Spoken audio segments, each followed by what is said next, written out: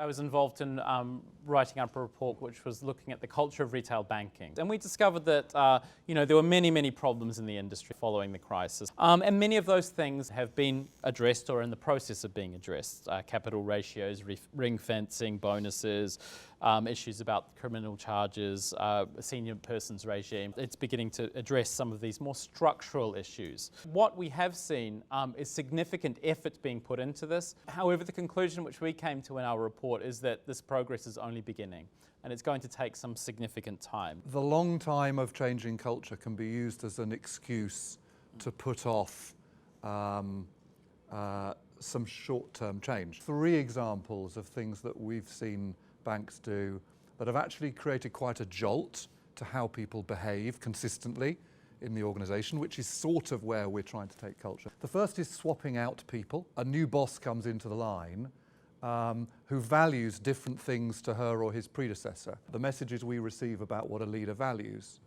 shapes our assumptions, which shapes our decisions, which shapes our actions. Number 2 is changing core decision points.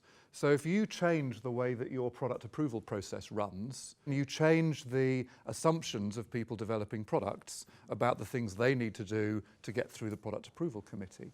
And if that product approval committee is looking at all product development across the bank, then actually that relatively localized change has a system-wide impact. And then the third thing that I would pick up as something that you can change very quickly is what you might call symbols.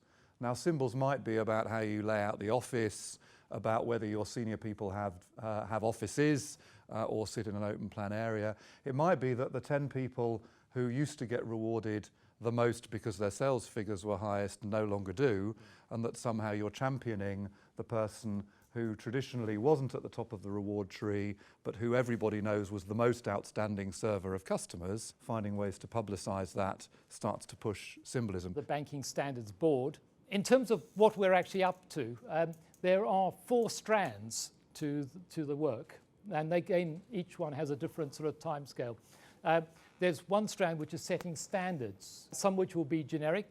We might do something to do with whistleblowing, raising concerns, and we might look at other ones to do with bereavement processes in retail banking.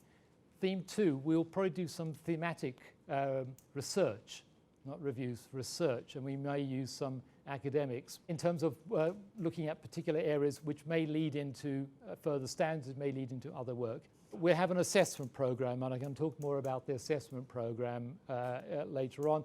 And the 4th strand, which is the longest timescale, is the reprofessionalisation of the banking sector. Personally, I wouldn't want to put a timeline on it, full stop, because I think that by definition sort of means that you're almost treating it as a program, a project or something. And the moment you stop working on it, then you stop moving, you stand still.